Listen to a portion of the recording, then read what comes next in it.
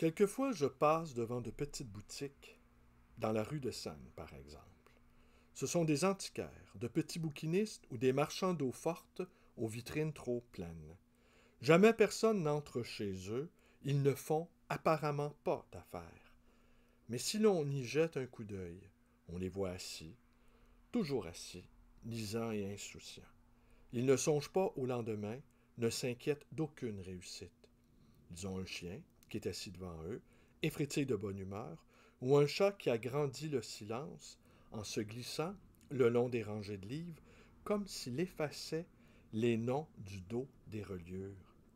Ah, si cela pouvait suffire. Je voudrais quelquefois m'acheter une de ces vitrines pleines de choses et m'asseoir là, derrière, avec un chien pour 20 ans. Bonjour, bienvenue à l'Atelier Librairie, le livre voyageur, animé par Fabienne Roch et moi-même, Bruno Lalonde. Nous sommes à Montréal le 6 septembre 2020. Ça fait un petit moment que je n'ai pas commis de vidéo. La raison en est simple, c'est que je suis affairé, contrairement à la description qu'en donne Rilke. Vous avez reconnu les cahiers de M.L. Brigg, de Rainer Maria Rilke, ce petit passage qui donne à rêver, sur le métier de bouquiniste.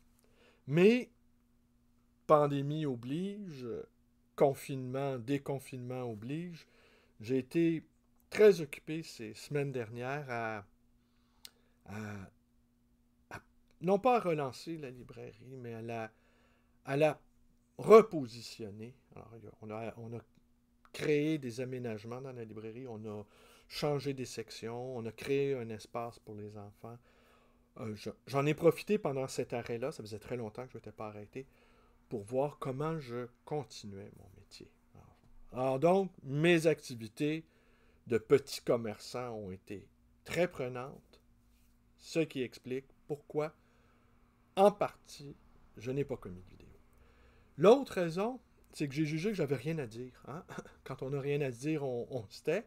Et quand on juge qu'on a quelque chose à dire, eh bien, on le dit. Alors, je jugeais que j'avais pas grand-chose à vous dire, mais quand même, aujourd'hui, suffisamment pour que j'ouvre ma webcam.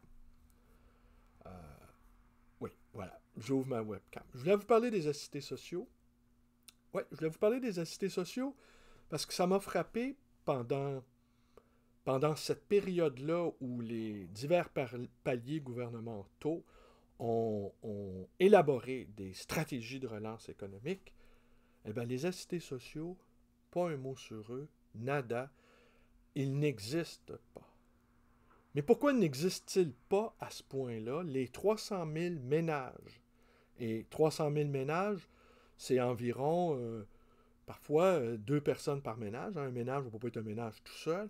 Alors, il y a au moins un demi-million, 600 000, 700 000 personnes qui doivent compter sur l'aide de l'État pour, c'est plutôt clair maintenant, même pas assurer leurs besoins de base. Et les besoins de base, c'est quoi? C'est le gîte, le couvert, la santé et la sécurité. Alors, ils n'ont pas de quoi se nourrir, ils n'ont pas de quoi se loger, comme en fait foi le campement qui a été installé sur la rue Notre-Dame. Ça, je vais revenir là-dessus. Et avec l'inflation qui va aller qui va aller en s'accroissant à cause des 350 milliards qui ont été injectés dans l'économie canadienne, eh bien, ils vont en payer le prix. Le prix des aliments va être encore plus élevé. Alors, ils sont les laissés pour compte. Et là, il y a une raison bien simple. C'est qu'on les considère déjà morts. Les barèmes gouvernementaux, la grille gouvernementale qui établit le statut d'une assistée sociale dit qu'une assistée sociale, après 2 ans sur l'aide sociale, n'est plus apte au travail. On peut élaborer toutes sortes de stratégies pour l'inciter à y retourner, mais 2 ans dans un trou de CV, c'est assez fatal. La pauvreté qui déstructure, qui désorganise, fait que le découragement, le regard négatif sur la société, fait que l'assisté social qui veut, au bout de 2 ans, les fonctionnaires du gouvernement considèrent qu'il est grillé, qu'il ne pourra plus jamais travailler. Alors, ce qui lui reste à faire, pour beaucoup d'entre eux, c'est d'aller obtenir un certificat d'inaptitude, certificat que va lui signer un médecin, et là, il voit sa prestation non pas considérablement augmentée, mais se bonifier un peu. Ah, mais il reste quand même, il est condamné. Là. Alors, l'aide sociale, c'est l'équivalent d'une condamnation à mort. Alors forcément, qui va se préoccuper dans une crise majeure comme dans laquelle nous sommes, va se préoccuper de gens qu'on considère déjà exclus et dont on a accepté avec une bonne conscience honteuse, dont on a accepté la mise au banc de la société. Ça, c'est le premier élément. Le deuxième élément, la fameuse PCU, hein, dont la PCU n'a pas été créée parce que tout à coup, l'État s'est senti une responsabilité envers les travailleurs les plus précaires. Non, c'est l'édifice au complet qu'il fallait protéger. Parce qu'une société qui s'effondre, hein, ben, c'est pas juste les pauvres qui en pâtissent. Les riches ont besoin quand même de stabilité pour... Les nantis ont besoin quand même d'une société, d'un état de droit stable pour pouvoir jouir de leurs privilèges. Alors, comparons ça à un incendie. Ça a été un immense incendie.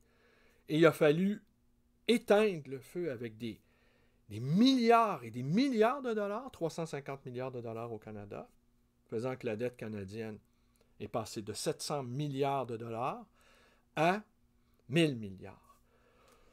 C'est un exercice, c'est un jeu de chiffres, c'est un jeu d'écriture, c'est un exercice comptable, c'est pas de l'argent réel, mais c'est de l'argent qu'on a ce qu'on appelle, le terme anglais m'échappe, mais on a injecté par la magie de la calculatrice, on a injecté dans l'économie 350 milliards. Et ce 350 milliards-là, une partie va être cannibalisée par la bourse. Et la bourse, tous les fonds de pension. La bourse là, nous tient par les bourses, hein, littéralement. Alors, la bourse va bien parce que cet argent frais-là, elle sait qu'elle va s'en accaparer une partie. Une autre partie va aller dans l'immobilier et une autre partie va simplement contribuer à créer de l'inflation. Mais là, cette affaire-là de la PCU, 2000 $ par mois, les 6 derniers mois, ou 6 ou 7 derniers mois, 2000 $ par mois imposable, il y en a beaucoup qui ont dit « Ah oui, mais là, c'est un incitatif à ne pas retourner au marché du travail. » OK, je veux bien, mais il y a quelque chose qui me frappe là-dedans.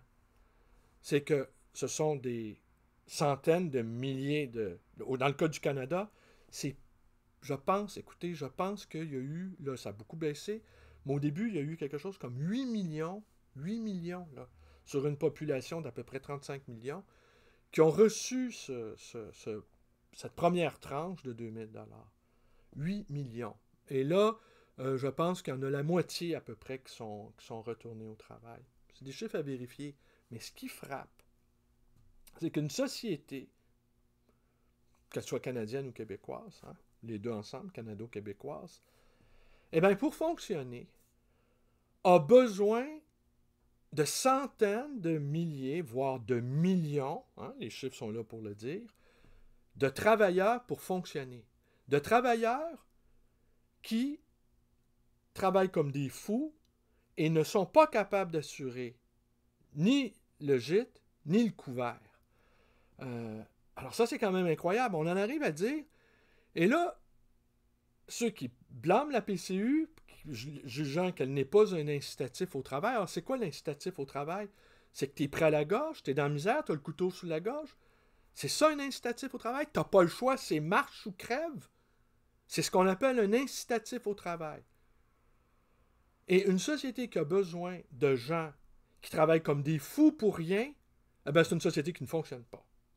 Si vous vous ne comprenez pas cela, je ne sais pas quoi vous dire. Si vous ne comprenez pas que si ça prend des millions de travailleurs précaires pour que X ou Y ou Z puissent se payer des petites vacances de temps à autre, ou avoir une propriété secondaire, ou aller s'exiler en banlieue parce que le télétravail va faire de telle sorte qu'il n'aura plus à se déplacer, eh ben, à ce moment-là, vous n'avez pas compris comment les choses fonctionnent.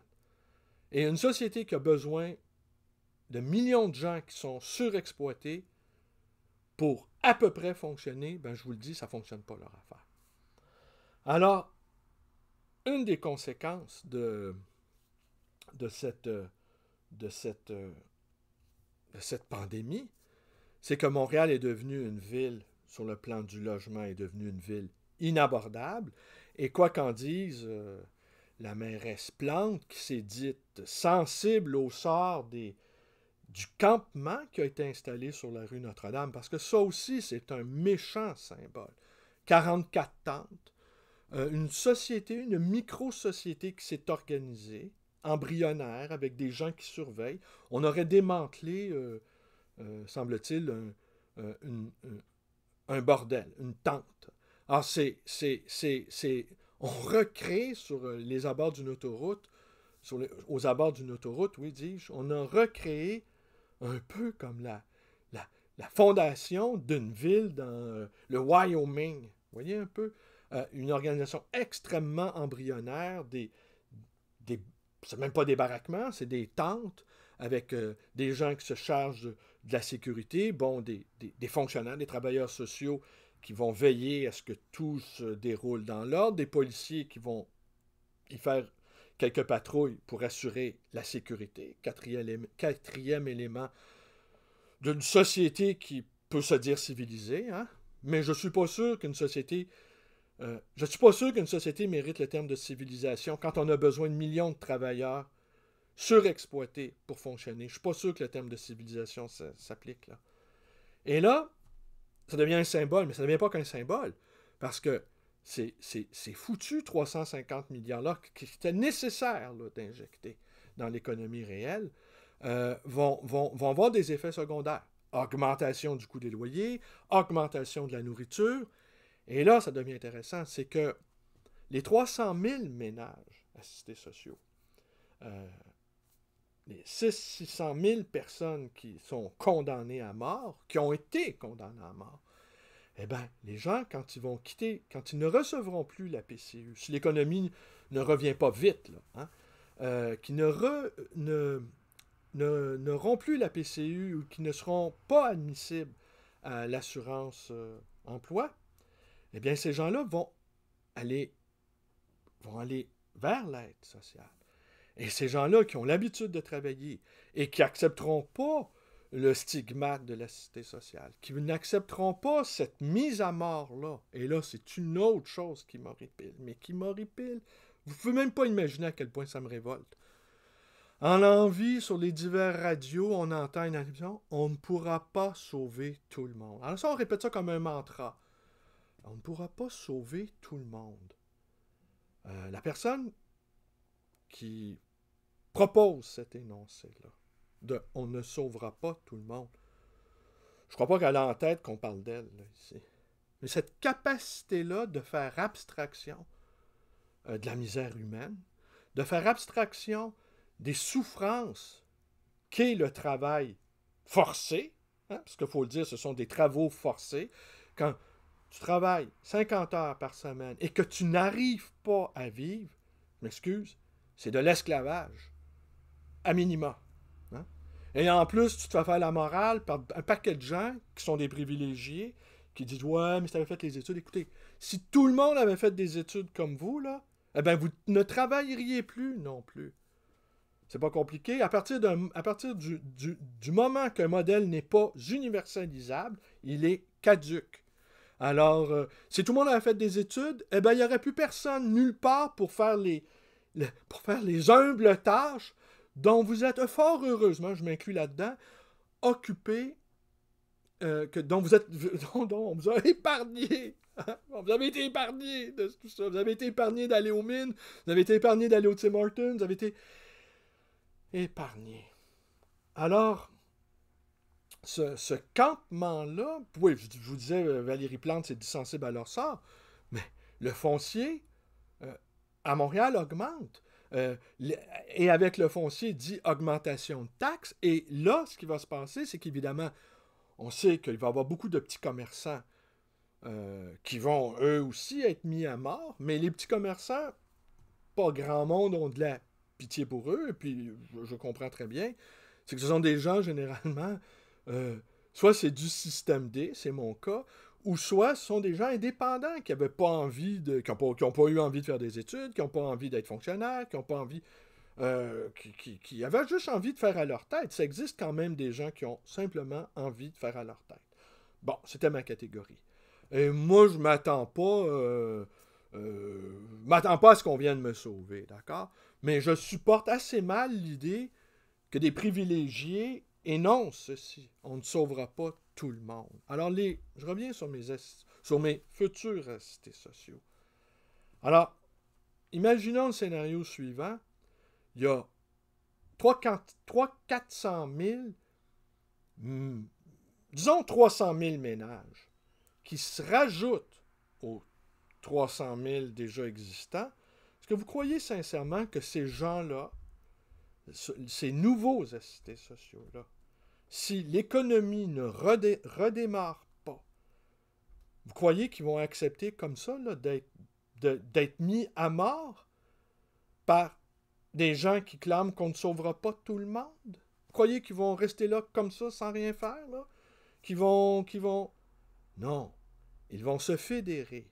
Et peut-être même, ils vont-ils... je ne sais pas si les 300 000 assistés sociaux qui sont là depuis longtemps vont ressentir soudainement une remontée de vitalité, de capacité de révolte, de capacité d'existence. Peut-être bien que oui aussi. Peut-être là-dedans, il y en a qui n'attendent que ce moment-là aussi pour reprendre de la dignité, enlevée et non pas perdue. Alors, imaginons le scénario suivant, qu'on se retrouve avec 600 000 ménages, soudainement, dont la moitié refuse ça. Ah ben, je peux vous garantir, là, qu'il y en a beaucoup qui vont regretter que la PCU n'existe plus. Il y en a beaucoup qui vont regretter que l'économie ne reparte plus comme avant. Et les zigotos, n'ayons pas peur de les appeler ainsi, qui défient les mesures sanitaires en amalgamant des choses, moi, qui m'apparaissent insensées. Les sectes pédophiles, la G5, Bill Gates, les vaccins avec les puces. Bon, tout ça, là, wow. Mais ces cocos-là pourraient peut-être s'avérer être les serins, les canaris, pardon, dans la mine. Pourraient s'avérer, au fond, les premiers, c'est absurde, leur combat est absurde, mais les premiers ayant été au front pour défier les ordonnances gouvernementales. Alors, ils sont les premiers qui vont au front, mais que derrière, peut-être, il y a des centaines de milliers de personnes qui, eux, auront de véritables raisons de descendre dans la rue. Et vous voyez un peu le portrait, et que les cocos dans la rue, les campements sur la rue Notre-Dame, eh bien, si on y prête attention, peut-être seraient les premiers signes, les premiers craquements que l'édifice social est en train de se fissurer, est en train de se lézarder, et que peut-être, d'une certaine manière, son effondrement serait imminent. Ici, j'émets des hypothèses, mais si les choses ne reviennent pas comme avant, très, très, très, très rapidement, je crains pas de le dire qu'on va se retrouver dans un état pré-révolutionnaire. Et un état pré-révolutionnaire, c'est pas, contrairement à ce qu'on peut imaginer aussi, ce n'est pas quand les gens crèvent de faim ou qu'il y a une classe sociale défavorisée qui monte au créneau. C'est quand, au sommet de la pyramide, on ne s'entend pas sur les mesures à prendre pour maintenir le système en état. C'est là que les révolutions surviennent. Gardez bien ça à présent à l'esprit, c'est d'abord une guerre civile au sommet de l'État. C'est au sommet, c'est quand les privilégiés disent « Ah ben, il faut réprimer les manifestations », d'autres disent « Il ne faut pas les réprimer, il faut au contraire faire des concessions pour maintenir les choses en état, parce que c'est toujours ça le but visé, le maintien des privilèges. » Eh bien, c'est quand ces deux groupes-là deviennent terriblement antagonistes que c'est là qu'on entre dans un état pré-révolutionnaire. Ce sont les élites qui font les révolutions. Et après ça, ben, le peuple, une partie du peuple suit ou une partie du peuple ne suit pas. Chacun va s'alimenter au sein de la population pour aller se chercher des soldats ou des mercenaires dans certains cas, aller se chercher au sein de la population des militants. Et les militants d'un camp ou dans un autre. Et c'est là que, tout à coup, c'est là qu'on se retrouve dans un état pré-révolutionnaire. Alors, les 6 prochains mois, même pas, les 5-6 prochains mois, promettent d'être extrêmement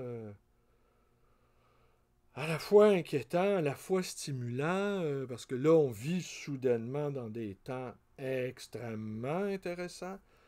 Moi, je sais que depuis longtemps, là, je ne le dis plus, mais pendant longtemps, je disais, il ne se passe rien. Il ne se passe jamais rien. Le seul petit frémissement que j'ai vu au Québec, en tout cas, dans les 30 dernières années, ça a été le printemps 2012. Printemps 2012, d'ailleurs, dont plus personne n'entend parler. Hein? Mais je vais vous conclure l'article, le printemps 2012, qui était pas loin d'être un état pré-révolutionnaire. On était dans un esprit pré-révolutionnaire. C'est pas anecdotique là, quand des centaines de milliers de gens descendent dans la rue. C'est pas anecdotique. Moi, je vois avec le recul, et je le subodorais un peu déjà, qu'au fond, ça a été une révolution culturelle, ce que personne veut entendre, ou ce qu'à peu près personne ne veut encore admettre. Un renouvellement des divers modes de pensée, qu'elles soient de gauche ou qu'elles soient conservatrices ou qu'elles soient de droite aussi. Chacun s'est renouvelé dans ce brassage, dans cette ébullition. Et ce qui m'avait beaucoup, beaucoup, beaucoup frappé à l'époque, c'est que le nombre de publications qui apparaissaient sur les rayons des librairies pendant que le mouvement était en marche. Et mon ressenti à l'époque, c'était, j'avais l'impression qu'on n'avait qu'une seule envie, c'est non pas de créer quelque chose, mais de faire des livres. Et qu'au fond, on n'avait qu'une seule envie, c'était de tabletter littéralement ce moment hautement poétique. Et la figure de Miron qui est revenue sans arrêt, hein, chacun l'a noté, on déclamait des poèmes dans les rues, la marche à l'amour de Miron ouvrait les manifs. Pour moi, cette figure-là de mon oncle Miron, c'était comme un adieu à Miron. Au fond, grâce à lui, et à bien d'autres poètes, grâce à toute cette génération lyrique, on était arrivé à avoir encore envie d'utopie. On ne peut pas vivre sans utopie. C'est impossible. Le christianisme nous l'a très bien appris. On ne peut pas vivre d'utopie. L'homme ne vit pas que de pain. Alors, et là, ça a été comme l'adieu à Miron. OK, Gaston, on s'est rendu là, on reprend le flambeau, on continue. Et depuis ce temps-là, si on regarde ce qui se passe dans le monde de l'édition au Québec, c'est foisonnant, il y a de la créativité, il y a de l'imagination, des maisons d'édition certaines maisons d'édition ont pris beaucoup de puissance, des œuvres naissent, des œuvres naissent, et dans cette renaissance-là, ce qui me frappe, aussi, ce qui nous frappe tous, c'est la place qu'on accorde aux plumes autochtones. Alors ça aussi, c'est plaisant de voir ça et disons-le franchement, c'est assez extraordinaire que ces plumes-là, on leur souhaite d'écrire dans leur langue respective, mais ils le font en français aussi. Et ça, je suis pas sûr qu'on mesure à quel point c'est plus qu'un bonheur, là. C'est presque un don du ciel, là. Pour moi, en tout cas, ça me plonge quasiment dans un bonheur extatique de voir ces belles plumes-là autochtones s'exprimer dans cette langue commune qu'est le français, qui se sont accaparés de cette langue-là. Ce qui prouve bien des choses aussi sur ce qu'on peut dire sur l'aventure de cette petite colonie française en terre d'Amérique.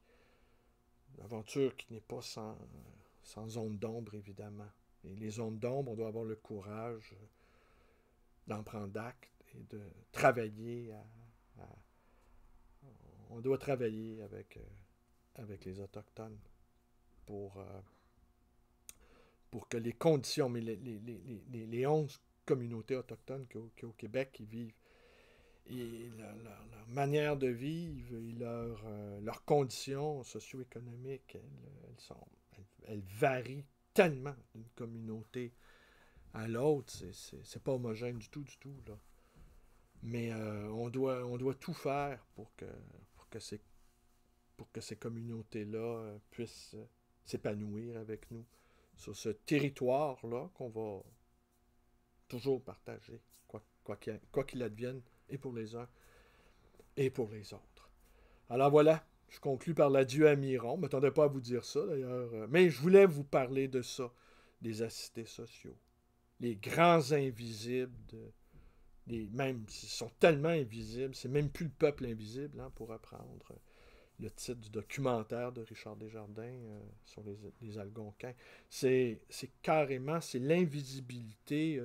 Moi, ça me frappe, ça me choque aussi. Puis ça me choque aussi puisque j'ai entendu, qu'ils retournent travailler dans les champs en parlant des éclairagistes, des techniciens, des artistes, des gens qui ont perdu les restaurateurs, les caissiers, les caissières, tous ces gens-là qui occupent des emplois mal payés, qu'on leur dise finalement, écoutez, on ne pourra pas sauver tout le monde, puis si vous n'êtes pas content, allez au champ. Hein, on va dire, c'est pas mal maoïste comme vision des choses. On va les réhabiliter par le travail dans les champs, par le travail paysan. On va les réhabiliter comme ça, ces rêveurs-là mal payés. Voilà, c'est tout. J'espère bien reprendre le rythme de ces vidéos-là. Mais maintenant, tout le monde fait des vidéos. Avec le télétravail, les profs, Zoom. Moi, ma première vidéo, je l'ai fait il y a 9 ans déjà. Et j'aimais bien l'idée d'être tout seul à les faire.